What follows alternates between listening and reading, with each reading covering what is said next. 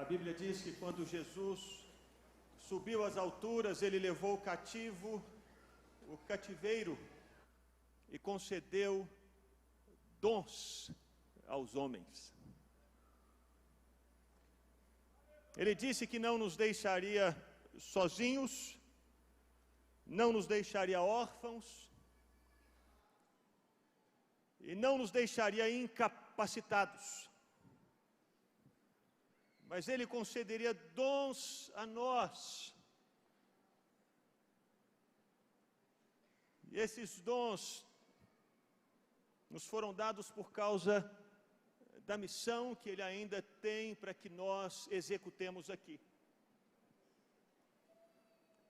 A Bíblia apresenta 3 listas de dons. Eu queria que você abrisse na primeira delas, que está no livro de Romanos, na carta de Paulo aos Romanos. Romanos capítulo 12, a partir do verso 6. Essa é a primeira lista de dons apresentada pelo apóstolo Paulo. Romanos 12, de 6 a 8. Diz assim: temos diferentes dons de acordo com a graça que nos foi dada.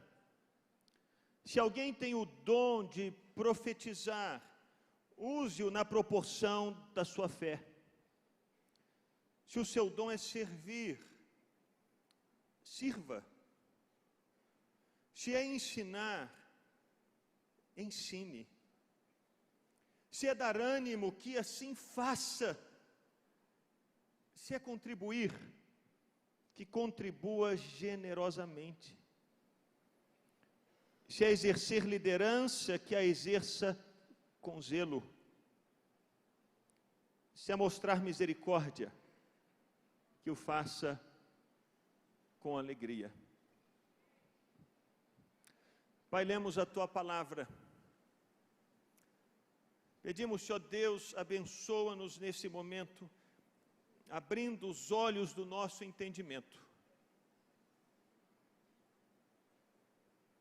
Que o Teu Santo Espírito ilumine os nossos olhos, e instrua o nosso coração. Que nada absolutamente, ó Deus, venha roubar a nossa atenção desse lugar. Pai, que os nossos pensamentos estejam cativos à obediência de Jesus. Nós precisamos do Senhor, queremos aprender, queremos ser edificados, queremos ser instruídos, queremos ser capacitados, Pai. Por isso oramos no nome de Jesus.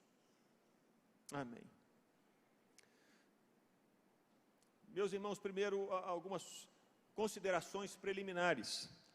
Como eu disse, existem 3 listas de dons na Bíblia, no Novo Testamento. A primeira é essa que lemos, de Romanos 12. A segunda lista de dons está na primeira carta que Paulo escreveu aos Coríntios, no capítulo 12. E nós temos uma terceira lista em Efésios 4. Em Efésios 4, que ouvimos o que eu acabei de dizer aqui, que Jesus subiu às alturas, levou cativo o cativeiro e concedeu dons aos homens. São 3 listas. E cada uma dessas listas de dons tem propósitos diferentes. Cada uma delas trabalha dons diferentes. A lista de Efésios 4 trabalha os dons de governo.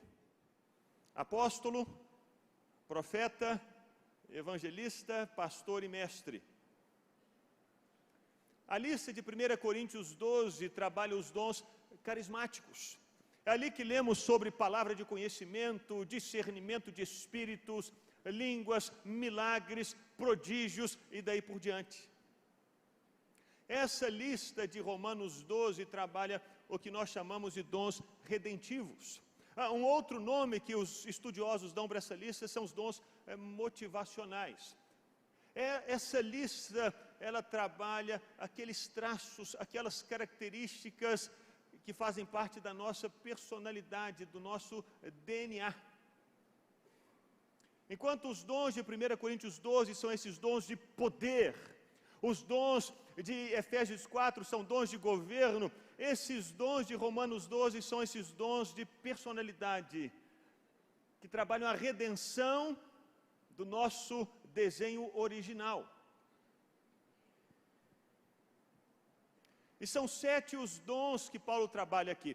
Só um parênteses. O profeta aqui de Romanos 12 é diferente do dom de profecia de 1 Coríntios 12, é diferente do profeta de Efésios 4. São termos iguais com características diferentes. Mas fecha parênteses, Romanos 12. São 7 dons. Nós temos aqui o profeta, temos o servo, temos o mestre, o encorajador, temos o doador, temos o líder e temos o que exerce misericórdia. Esses dons têm a ver com o que cada pessoa é, com o DNA que Deus colocou em cada um de nós. Por exemplo, cada um desses dons vai visitar uma pessoa doente no hospital. O profeta vai chegar no hospital e vai dizer para essa pessoa: olha, nós precisamos entender a razão porque você está assim. O que aconteceu na sua vida? Por que você está... O que Deus está querendo lhe ensinar com essa enfermidade?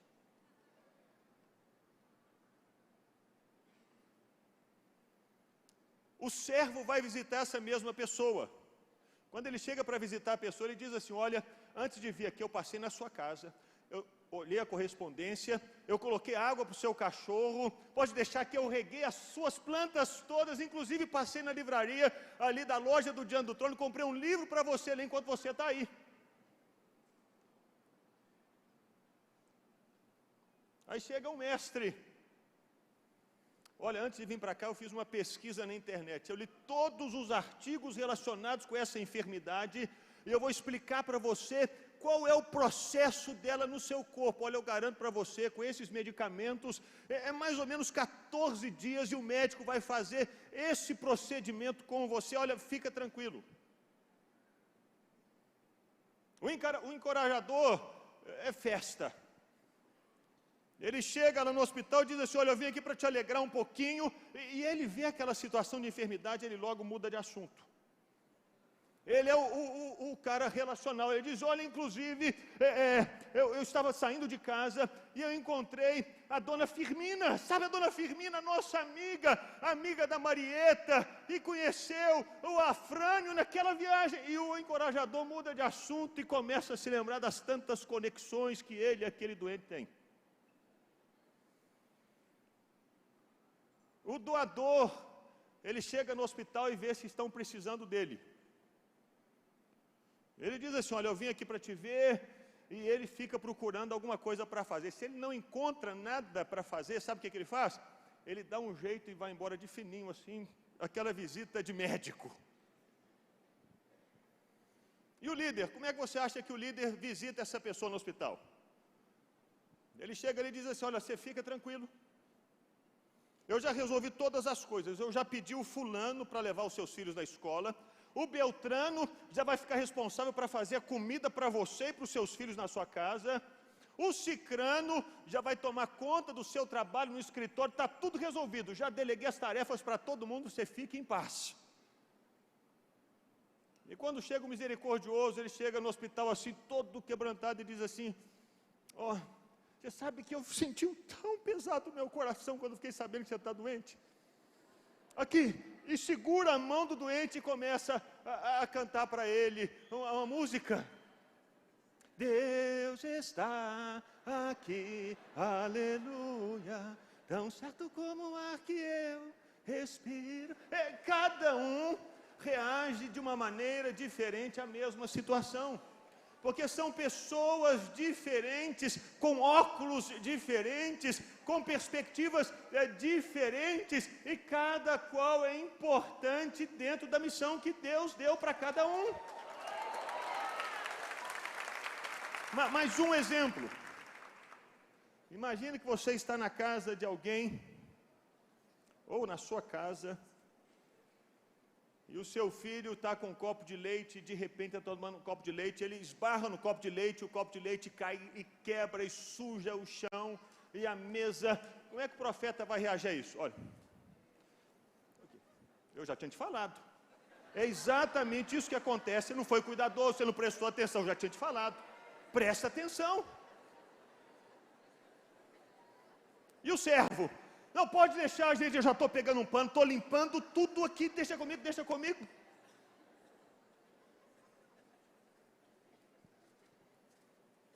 Sabe como é que o mestre reage? Eu já tinha percebido, o seu copo estava na beirada da mesa, eu sabia que isso poderia acontecer. Existe uma força chamada força da gravidade. O encorajador, aquele que vem para trazer ânimo, ele diz assim, olha, não fica triste não. E ele muda de assunto. Ele não quer que o foco fique na pessoa, na criança, no copo quebrado. Ele diz assim, olha, não, fica tranquilo. Inclusive, gente, você sabe que a Marieta passou aqui em casa esses dias, que mulher fenomenal. Gosto demais dela.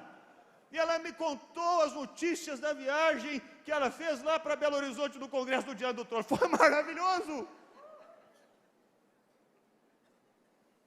O doador,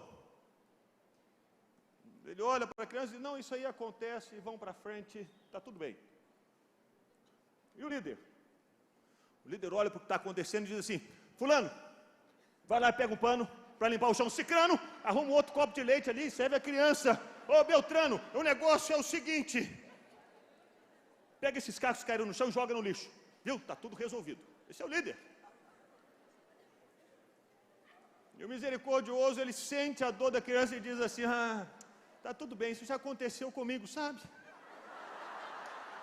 Vamos orar juntos agora, vamos fazer uma oração para isso não acontecer mais. Senhor, abençoa agora, meu Deus, que o coração dele fique bem, que ele não sinta mais nenhuma frustração, nenhuma ferida por causa disso. Deus abençoa.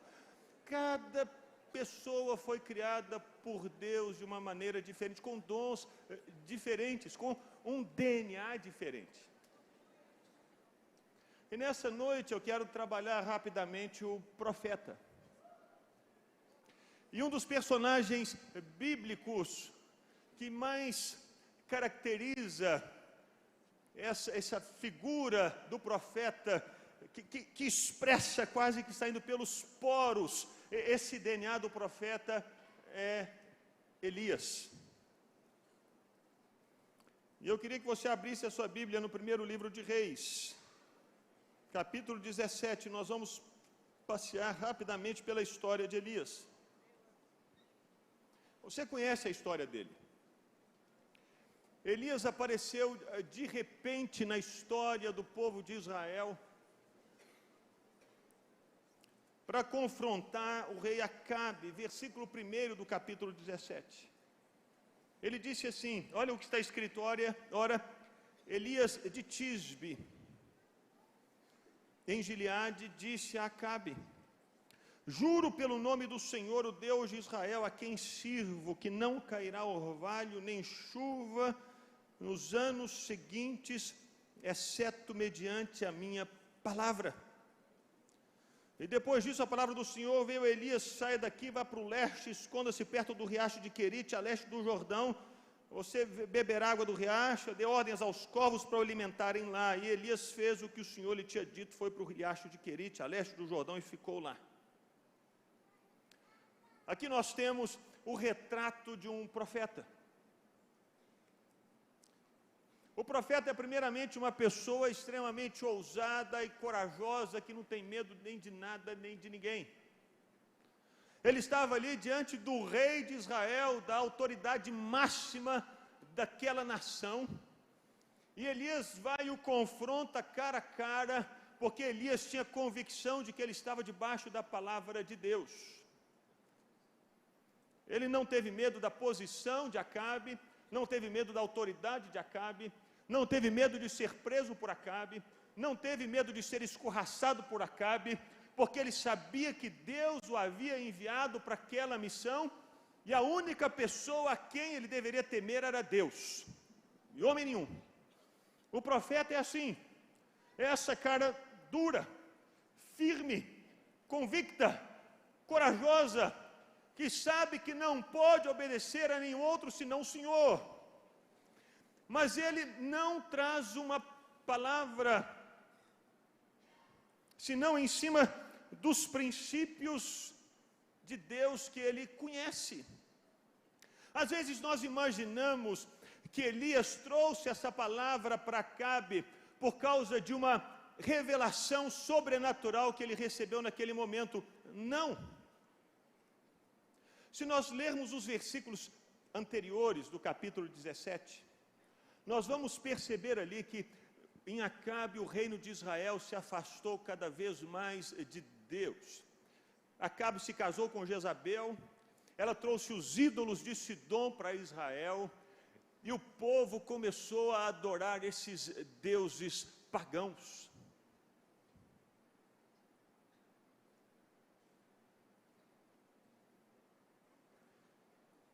E o que está escrito em Deuteronômio 28? Quais foram os princípios que Deus havia estabelecido para o povo de Israel no tocante à idolatria? Se vocês não obedecerem ao Senhor, o seu Deus, se vocês não seguirem cuidadosamente todos os seus mandamentos e decretos que hoje lhes dou, todas essas maldições cairão sobre vocês e os atingirão. Vocês serão amaldiçoados na cidade, serão amaldiçoados no campo. A sua cesta e a sua amassadeira serão amaldiçoadas. Os filhos do seu ventre serão amaldiçoados, como também as colheitas da sua terra, e os bezerros e os cordeiros dos seus rebanhos. Vocês serão amaldiçoados em tudo o que fizerem. Versículos 23 e 24. O céu sobre a sua cabeça será como bronze, o chão debaixo de vocês como ferro. Na sua terra o Senhor transformará a chuva em cinza e pó, que descerão dos céus até que vocês sejam destruídos. Isso é um princípio. O que Elias fez foi enxergar a situação de Israel, e vendo a idolatria de Israel, ele não precisou de uma revelação sobrenatural. Ele se voltou para a palavra e para os princípios de Deus e disse: não vai chover. Porque Deus disse que se o povo dele virar as costas para ele, se o povo dele não seguir os mandamentos dele, se o povo dele não seguir os decretos que ele estabeleceu, os céus vão se tornar de bronze e a terra vai se tornar de ferro. Esse é o profeta. Ele é aquele que caminha em cima dos princípios de Deus. E ele enxerga o mundo a partir desses princípios que Deus estabeleceu. Elias sabia que essa era a palavra de Deus para o povo, se o povo se voltasse contra ele. E por isso Elias simplesmente proclamou o princípio da palavra e disse: isso vai acontecer. E aconteceu.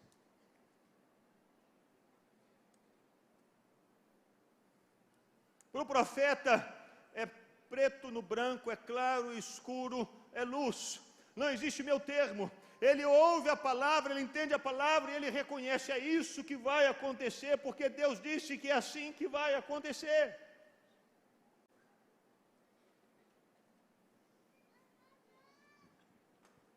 Eu me lembro uma vez que eu estava lá no CTMDT, e uma pessoa veio até mim para falar mal de um terceiro.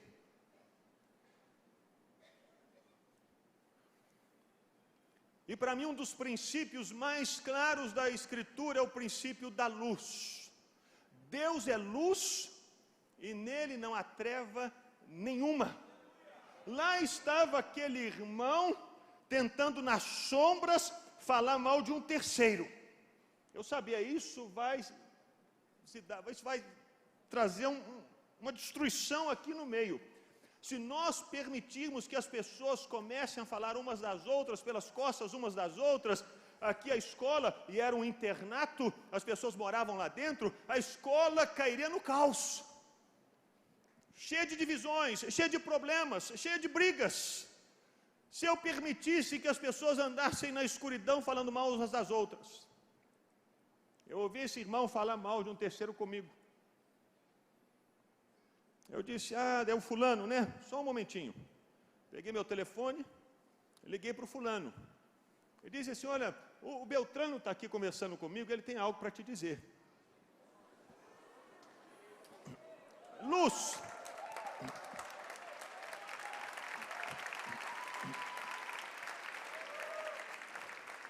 Não é que eu tive uma revelação de que se eu andasse nas sombras as coisas iriam mal. A Bíblia diz isso. E eu peguei esse irmão pela mão. E o irmão de quem ele estava falando mal era até o Ricardo que está aí. Eu levei até o Ricardo e falei assim, olha, o Ricardo está aqui? Pois não, olha, Ricardo, ele falou comigo isso de você, não é? Agora você pode conversar diretamente com o Ricardo. Isso é princípio de Deus. Nós não precisamos buscar uma revelação do alto para tentar entender Deus. Essa pessoa está fazendo uma fofoca de um terceiro comigo. Eu devo ou não devo trazer luz a essa situação? Não precisa. Está claro. Claro como a luz do sol. E o profeta não vai ter dúvidas. O profeta ouve uma situação dessa e ele vai com tudo, com os dois pés no peito do sujeito. Diz assim, meu filho, nós vamos andar na luz, tá bom? A luz é que nos protege, a luz é que nos guarda, a luz é que nos abençoa. É luz. O que é, o que não é, não é. Esse foi o princípio de Elias. O povo se afastou de Deus e Elias foi para Acabe dizer assim, Acabe, meu filho, não vai chover. Porque Deus disse que não vai chover. E aí você conhece a história de Elias. Ele ficou um tempo longe. Depois, quando ele voltou, ele orou imediatamente por chuva? Sim ou não? Não. Ele não orou pedindo chuva. Antes ele convocou todo o povo de Israel. E aí ele orou a Deus para que caísse fogo do céu sobre o sacrifício que ele havia colocado no altar. Ele restaurou o altar do Senhor. O fogo caiu e Deus recebeu o sacrifício.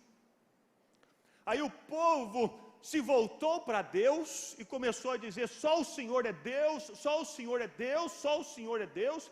Elias foi lá e matou todos os profetas de Baal, entendendo agora, começamos a viver um avivamento, o povo se arrependeu e voltou para Deus. Aí Elias chorou para que a terra fosse curada. Sabe por quê? Porque tem um princípio. Qual que é o princípio? Está lá em Deuteronômio 30 e também no segundo livro das Crônicas, capítulo 7, 14. Se o meu povo, que se chama pelo meu nome, se humilhar e orar e me buscar e se converter dos seus maus caminhos, então eu ouvirei dos céus, perdoarei os seus pecados e... Esse era o princípio. Elias não fez nada mais, nada menos do que ele dizer, Deus, nós seguimos o princípio da tua palavra, o povo se arrependeu, o povo se voltou dos maus caminhos e matou os profetas de Baal, então, ó Deus, sara a terra, sara a terra, sara a terra, faz chover, faz chover, faz chover de novo. Esse é o profeta. Ele caminha em cima de princípios, ele caminha em cima da palavra de Deus, e ele é muito aguçado em relação à palavra de Deus. Ele consegue discernir as situações e dizer, isso está acontecendo, se essa situação permanecer assim, vai acontecer isso, vai acontecer isso, vai acontecer isso, e o final vai ser esse.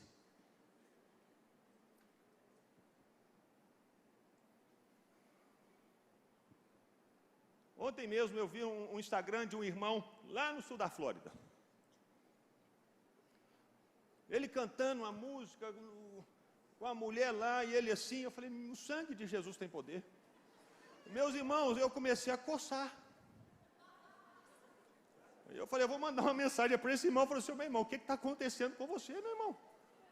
Sangue de Jesus tem poder, você vai acabar com a sua vida, vai acabar com a sua história. Muda de vida, arrepende. O que você está fazendo? Isso vai arrebentar com você.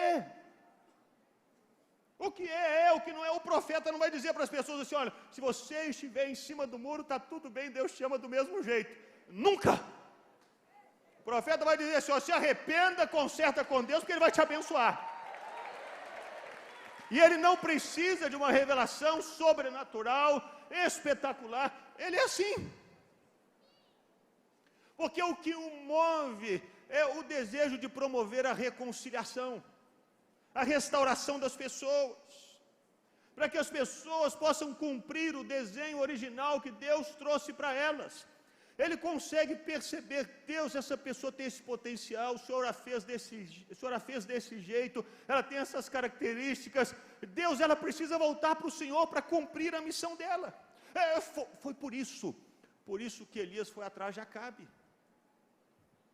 Porque a nação de Israel havia sido chamada por Deus para ser uma nação sacerdotal, uma nação que pudesse ser referência para todas as nações da terra, para que os outros povos olhassem para Israel e percebessem: uau, é isso que eu quero para mim. Esse povo ama a Deus e é abençoado por Deus. Quando Elias percebeu que Israel estava fugindo do propósito, ele foi confrontar Acabe para dizer: Deus chamou Israel para ser um modelo para as nações. O povo precisa voltar para o design original.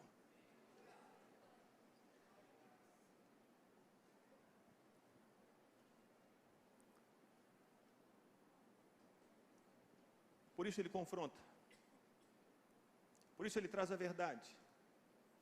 Por isso para ele o que é o que não é preto no branco. Por isso ele confronta quem for, porque ele tem essa convicção de que ele não pode desobedecer ao Senhor. Ele pode desobedecer todo mundo menos a Deus.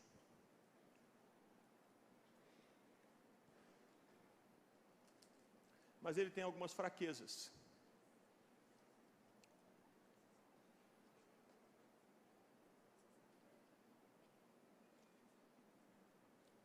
Nós conhecemos a história de Elias. O povo se arrependeu. Acabe se arrependeu. Mas Jezabel não.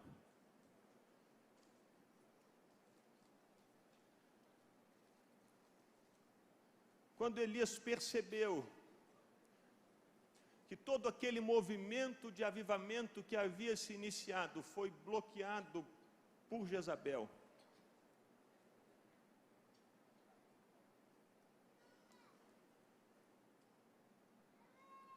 apesar de tudo que ele havia feito, a mudança não aconteceu como ele esperava. O coração dele ficou amargurado e ressentido. Quando lemos a história de Elias, no capítulo 19, em que Elias caminha para o Monte Horebe, nós lemos essa amargura do coração de Elias. Ele repetia e repetia e repetia.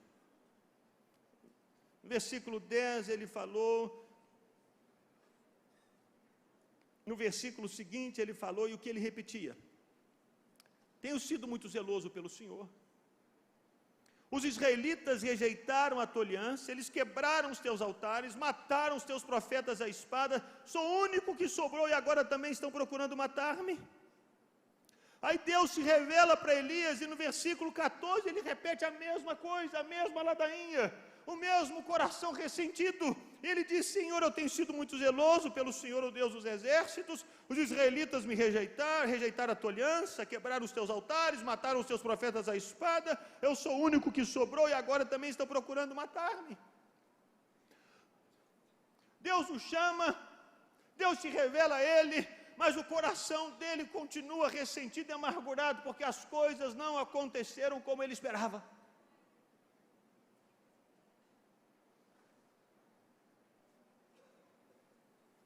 Essa é a fraqueza dos profetas. eles imaginam que as coisas sempre precisam acontecer do jeitinho que eles imaginam, porque eles seguiram todos os princípios.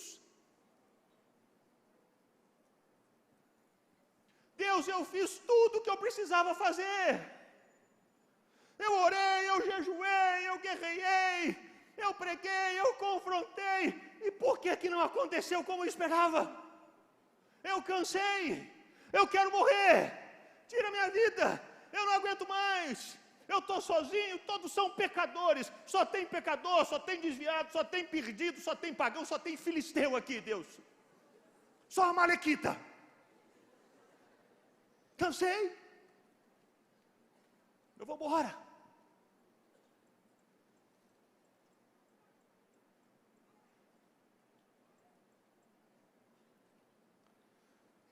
Essa é a fraqueza e é o inimigo do profeta.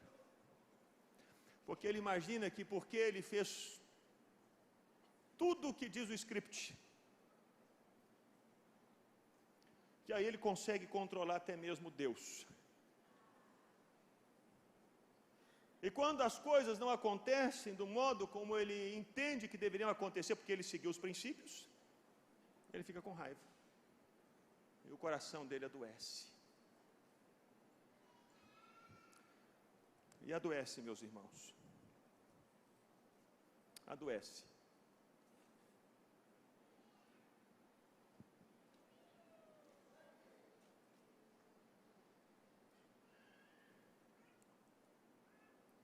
Eu me lembro que em 2014, eu fiz um jejum de 40 dias só com água. Foi o ano em que eu fiz 40 anos. E meus irmãos, eu orava por um avivamento aqui. É o que cantamos, faz outra vez, Senhor, faz outra vez. Era a minha oração. Nós vivemos um avivamento poderoso aqui, em 99, 2000, 2001, 2002, era a glória de Deus aqui nesse lugar.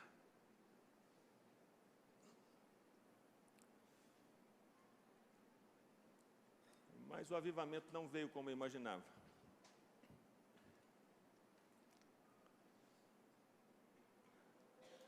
Meu coração adoeceu. E eu disse, Deus, esse jejum aí acabou comigo. Mudou minha vida toda, arrebentou tudo. Nunca mais jejuo assim. Cansei. Não aconteceu como eu imaginava. Ao invés de vir um avivamento, veio um trator em cima de mim. Quebrou tudo. Meus irmãos, a situação foi tão terrível no meu coração, que eu imaginei que eu nunca mais ia conseguir subir no púlpito para pregar de novo. Eu dizia, Deus, eu não consigo mais. Eu cansei. Meu coração adoeceu.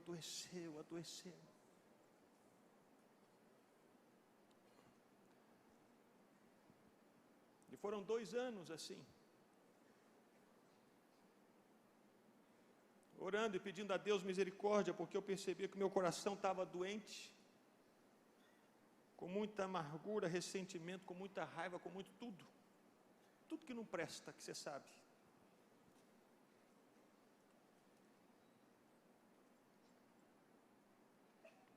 E de repente, quando aconteceu comigo o que aconteceu com Elias. Quando Elias estava com o coração dele ressentido e amargurado, Deus disse para Elias, Elias, você tem que voltar para o seu design original. Você vai sair daqui do monte e vai levantar o chamado de Jeú, de Azael e de Eliseu. Você vai restaurar o chamado e vai fazer com que Jeú, Azael e Eliseu entendam qual que é a missão que eles têm. Eu me lembro que a Ana me procurou e disse, a senhora nos convidaram para ministrar numa igreja hispana.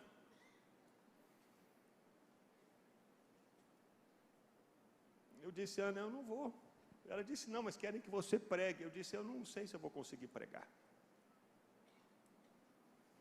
Ela disse: eles me chamaram para cantar e você para pregar. Meus irmãos, foi como esse chamado de Deus. Eu cheguei na igreja daqueles irmãos hispanos.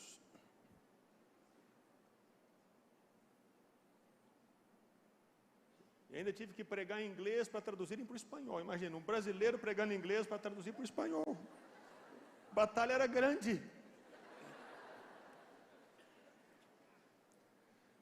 E de repente, enquanto eu pregava ali, depois de 2 anos, eu percebi: Deus, não é que o Senhor pode me usar de novo para abençoar as pessoas? Não é que o Senhor pode me trazer uma palavra que é específica para esse povo aqui? Porque quando terminou a pregação, o pastor disse: como é que você sabia da nossa história?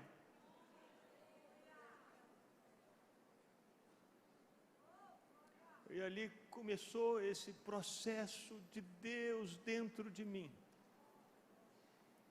para que eu pudesse cumprir a missão que Deus me havia dado.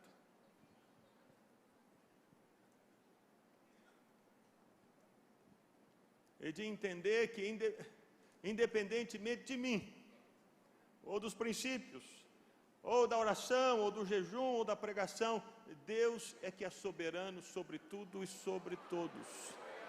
Ele faz o que Ele quer, onde Ele quer, quando Ele quer, do jeito que Ele quer.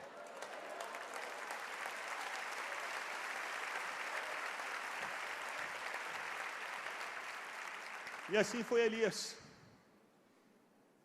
Ele cumpriu a missão, preparou Eliseu, para que Eliseu pudesse entender qual que era o chamado dele.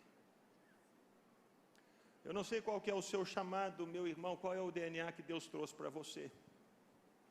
Mas talvez você tenha esse DNA do profeta. Para você as coisas, elas são claras ou escuras, o certo e o errado.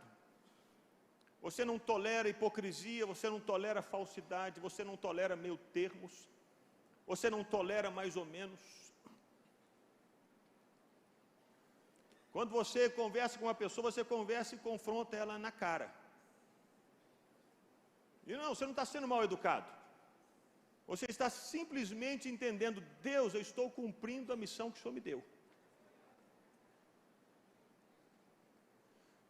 E talvez para te ajudar a entender um pouco mais do profeta, eu queria que você visse esses slides aqui, dessas características.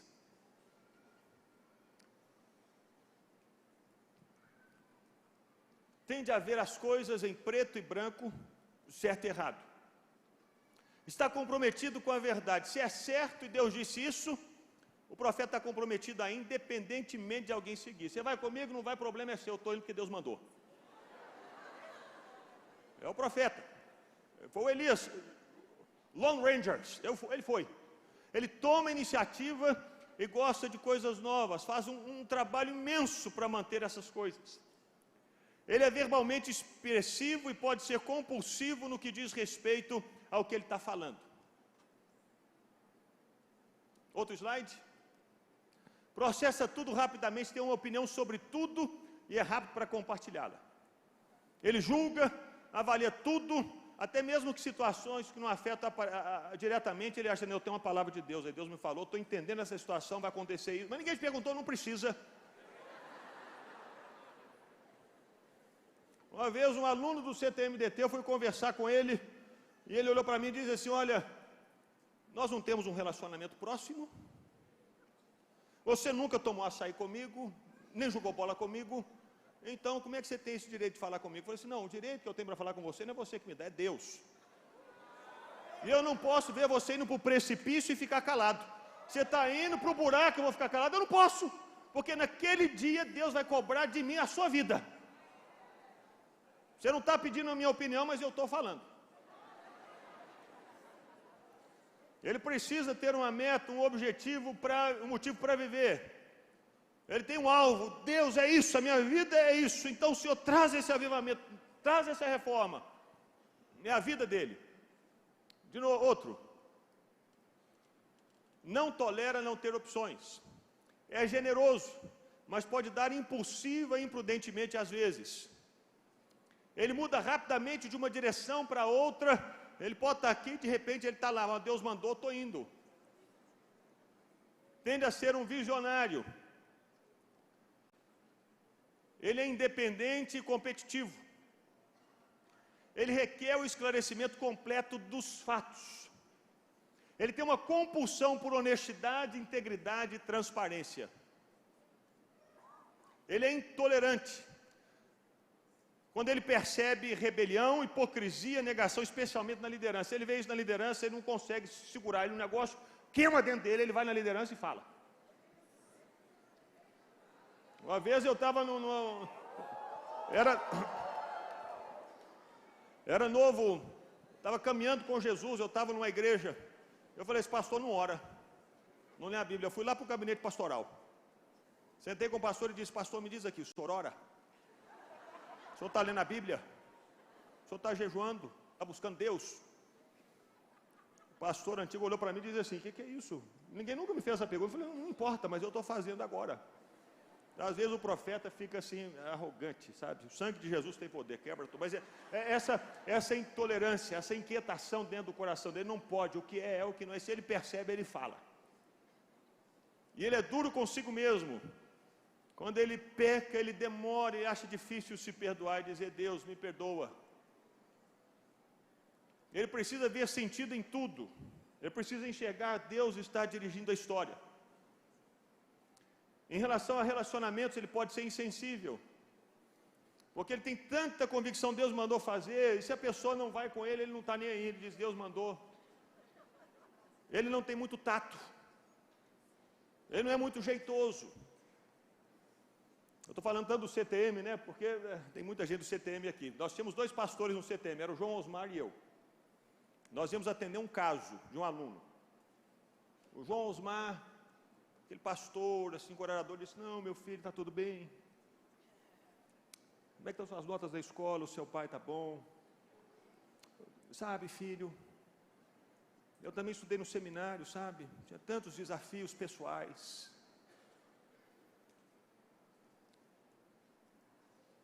Mas Deus é tão maravilhoso.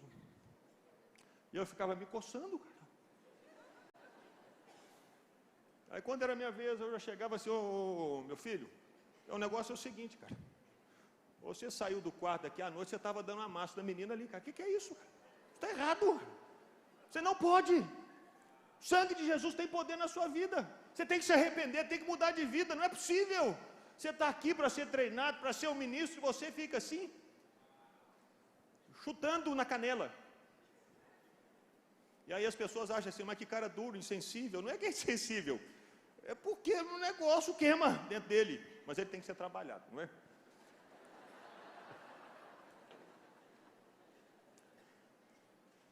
E é muito emotivo, apaixonado. E às vezes vai para os extremos das emoções. Pronto? Então, se você se identifica com essas características, isso aqui eu já falei, né? Baseia-se nos princípios da palavra de Deus.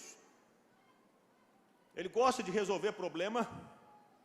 Ele precisa de tempo sozinho para se reabastecer. Então vai sempre sair para orar, para jejuar, para ficar sozinho. Quer ver a restauração das pessoas, elas cumprindo o design de Deus. E por aí vai, meus irmãos, porque o tempo já foi.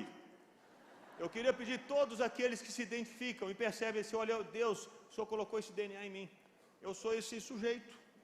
Eu sou essa pessoa, eu sou esse homem, essa mulher. Para mim o que é o que não é, e eu sinto uma compulsão no meu coração, quando eu vejo um líder fazendo isso, eu já quero confrontar e dizer assim, mas está errado, o sangue de Jesus tem poder, olha, essa sua atitude, essa sua decisão vai te levar para esse lugar, e esse lugar é um lugar sem volta, sai daí. Se você se identifica com essas características, eu queria que você ficasse de pé no seu lugar. Só vocês que se identificam com essas características. Porque nós ainda temos outros 6 dons para trabalhar. E que nós queremos ministrar sobre a sua vida agora, no nome de Jesus.